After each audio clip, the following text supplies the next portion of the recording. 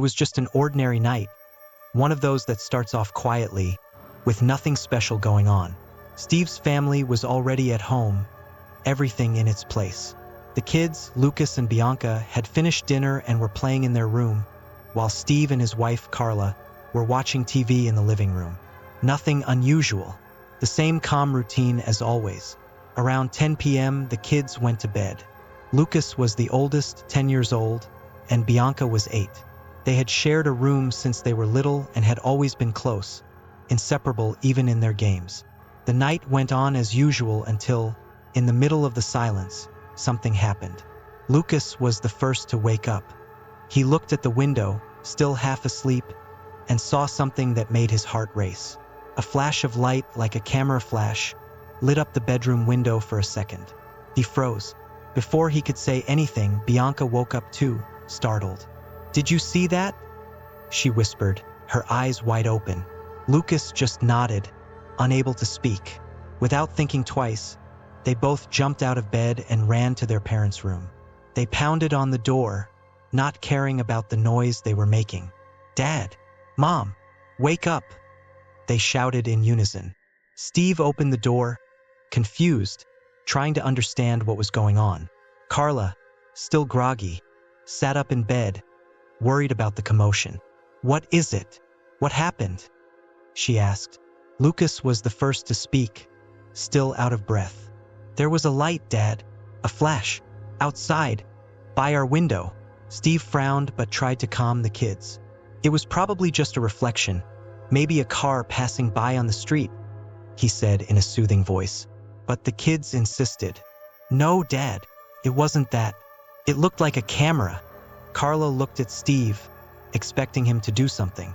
Though skeptical, he grabbed a jacket and went out to check. He walked around the yard, dimly lit by the moonlight, but found nothing. No signs of anyone nearby, no marks on the ground, just silence. Coming back inside, he said there was nothing out there. "You must have imagined it," he said, trying to put an end to it. But the kids remained uneasy, and even Carla seemed suspicious. They eventually went back to bed, but that strange feeling lingered. That night, no one slept well, and Steve, though he didn't say anything, couldn't shake it from his mind. Something was off, he knew it, but he chose not to mention it, at least for now. In the following days, things didn't return to normal. The kids were quieter, always glancing at the windows as if they were expecting to see that flash again. Bianca started sleeping with the blanket pulled over her head, while Lucas, once brave, now avoided being alone in the room. Steve didn't seem to notice, or at least pretended that everything was fine. But as the days went by, Carla began to see that he was different. At first, it was nothing obvious, just small details. He was distracted, often lost in thought.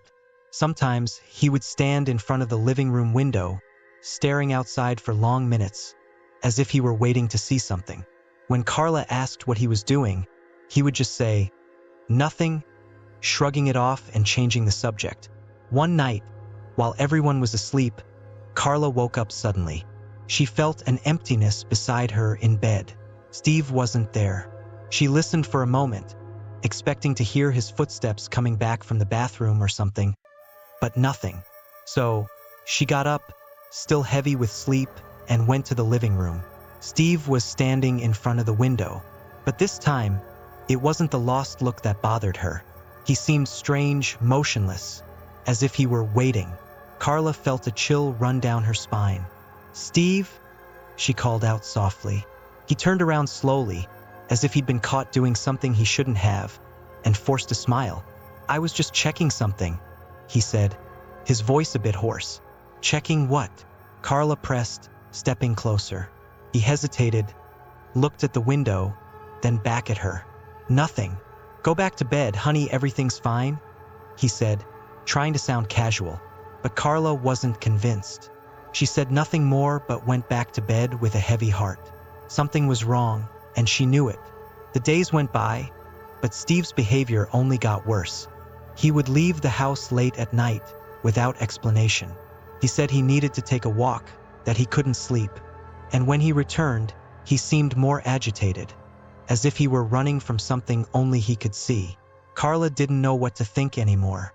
She tried talking to him several times, but always got the same evasive answers.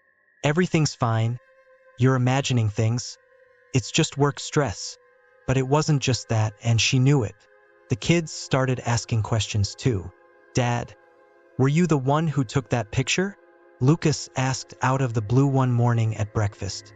Steve almost dropped his coffee cup at the question. He looked at his son, wide-eyed for a moment, before pulling himself together. Of course not, son, he replied, but there was something in his voice, a hesitation that Lucas noticed. Bianca glanced at her brother as if she knew they were thinking the same thing.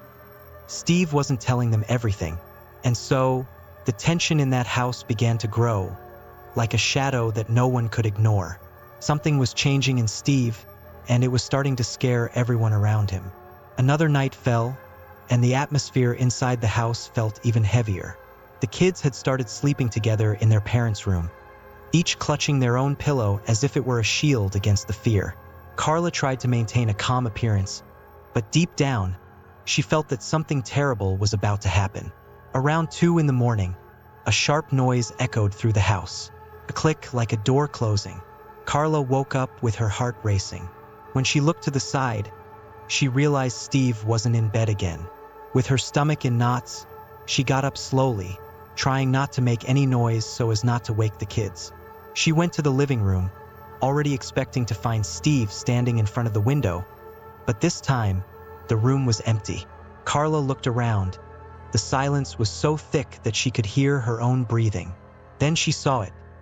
The back door was slightly open, swaying gently, as if someone had just left. She froze for a moment, panic rising in her throat, but she gathered her courage and approached. Outside, the yard was dark, barely lit by the weak light of the moon. Carla felt the cold wind on her back as she slowly pushed the door open, trying not to think about all the horrible things that could be waiting out there. And then, in the silence of the night, she saw it flash, this time right in front of her, coming from the darkest part of the yard. It was unmistakable. Carla flinched automatically, her heart pounding in her chest. She waited to hear footsteps, voices, anything that would explain that sudden flash, but there was nothing, just silence. Suddenly, she heard another sound, a whisper, faint, almost imperceptible, but coming from somewhere nearby. "Steve?" she called out with a trembling voice, but the only answer was another flash, quick and distant this time, briefly illuminating the side of the house. Carla rushed back inside, slamming the door shut behind her. She was gasping, feeling the fear tighten around her chest. She ran to the kids' room and found them still asleep, unaware of what was happening. Steve hadn't returned yet. A few minutes later, she heard the front door open and heavy footsteps entering the house. Steve was back. Carla stood at the bedroom door, watching as he walked into the living room as if nothing had happened. His clothes were wrinkled and his face pale, but his eyes looked different, deeper, almost hollow. "Steve, what's going on? What are you doing out there?" she asked, unable to hold back the questions any longer. He looked at her for a long moment before finally sighing. "You wouldn't understand," was all he said, his voice low, almost defeated. He walked past her and went straight to the bedroom without offering any further explanation. Carla stood there, unsure of what to do. The flashes kept happening, and now Steve was acting like he knew exactly what it was, but refused to tell. Something was very wrong, and the feeling that things were spiraling out of control grew stronger with each passing day. In the days that followed, the flashes began happening more frequently. It wasn't just at night anymore. Sometimes, in the middle of the afternoon, Carla would see a quick flash through the kitchen window. She would rush over, but no one was ever there. Steve continued leaving the house without explanations, his excuses growing vaguer. His behavior was affecting everyone in the house. But what worried Carla most was what he knew and wasn't telling them. One night, when the fear became unbearable, Carla decided they couldn't go on like this. She suggested that the family move. Steve, to everyone's surprise, didn't argue. He just nodded, agreeing in an oddly calm manner. "Maybe it's for the best," he said. but his eyes showed an expression that Carla couldn't decipher. Resignation, fear, or perhaps something darker. That night, before falling asleep, Carla felt a different kind of dread. It was as if Steve knew that even moving houses wouldn't help them escape what was happening, and that terrified her. On the last night in the house, the air felt heavier. The move was scheduled for the next day, and all the boxes were stacked in the living room. Lucas and Bianca, eager to leave, were sleeping together on a mattress in their parents' room. Carla tried to keep the mood light, but the sense that something was coming wouldn't leave her. Steve, on the other hand, was quieter than ever. He hadn't said a word during dinner, just stared blankly into space, with that empty look that Carla had come to fear. That night, he didn't leave the house, but he didn't seem to be truly present either. Carla watched him, trying to find some trace of the man she knew, but all she saw was a stranger sitting on the living room couch. Shortly after midnight, while Carla tried to sleep, a flash lit up the bedroom. She opened her eyes immediately, her heart pounding. The flash. Again. This time, however, she didn't hesitate. She jumped out of bed, adrenaline coursing through her veins. "Steve!"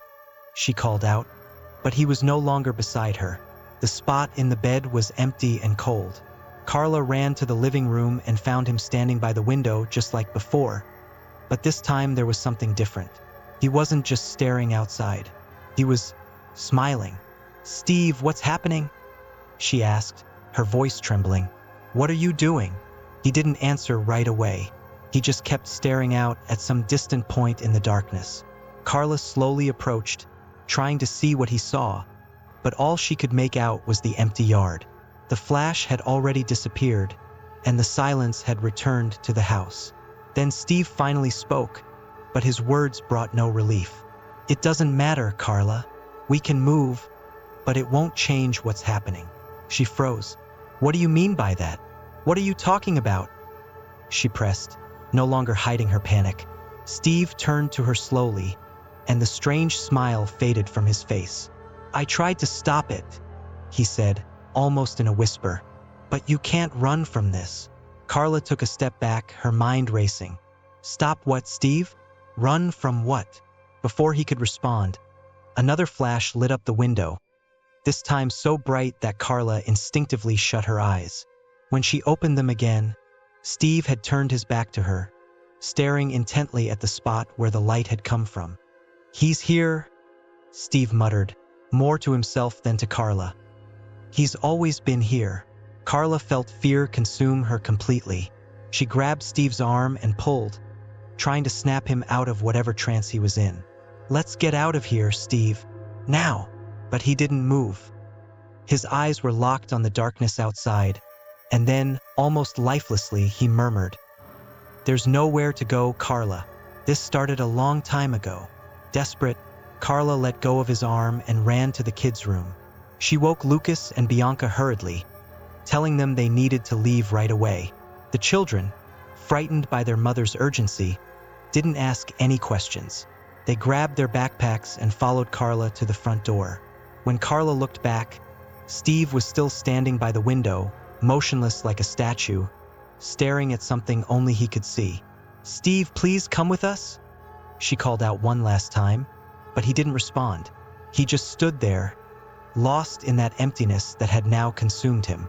With tears in her eyes, Carla left the house with her children, not looking back. They got into the car and drove away, leaving behind the place they had once called home.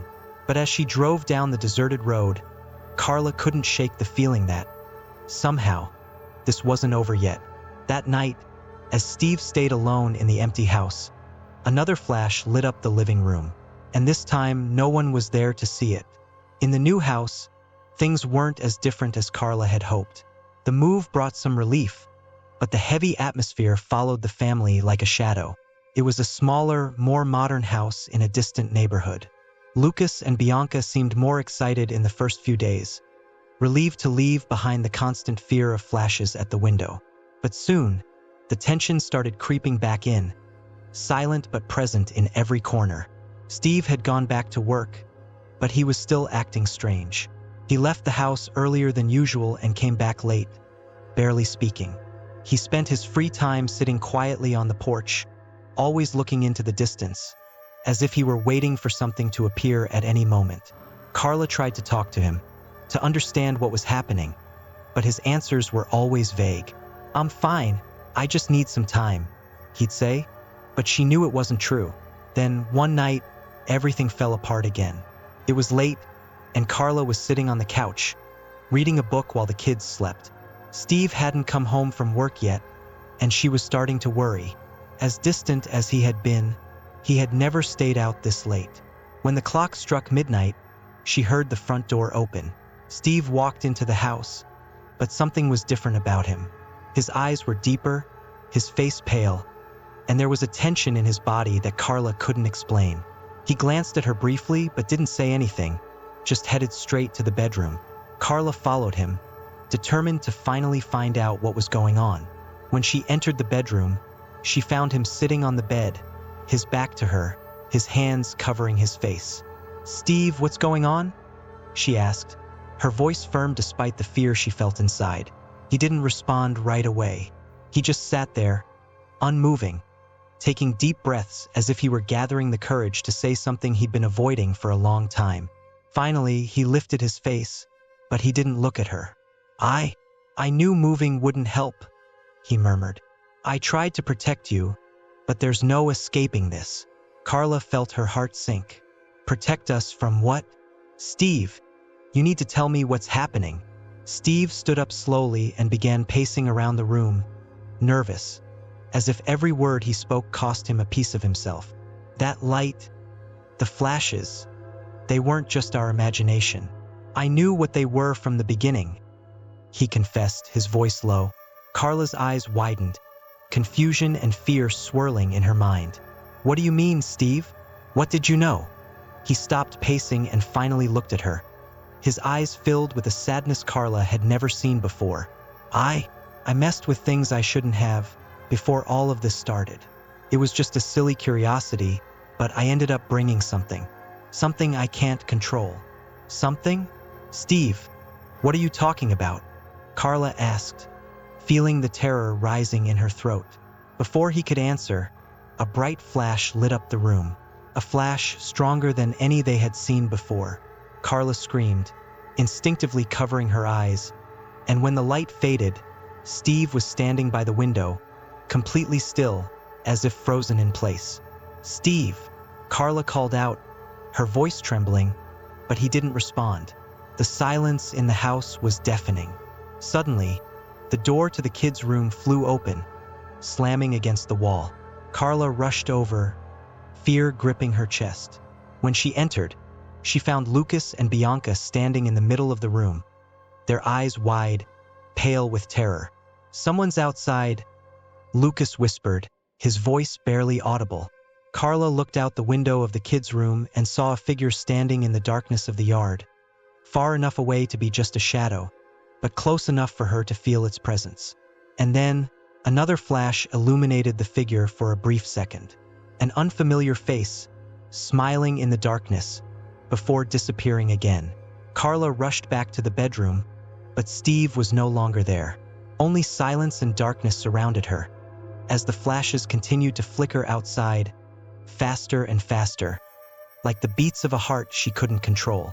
She held her children close, not knowing what to do, not knowing how to escape. And so, the family remained there, caught in the unknown, trapped in a cycle that seemed never-ending. Because deep down, Carla knew Steve was right. There was nowhere to run. It didn't matter the house, didn't matter the distance. Whatever it was a part of them now.